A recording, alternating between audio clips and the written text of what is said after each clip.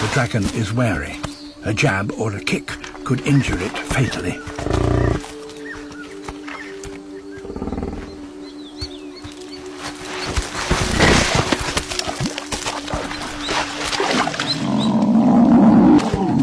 The bites are just flesh wounds, but other dragons are alert now. Like sharks, they're excited by blood. The buffalo leaves with just a limp.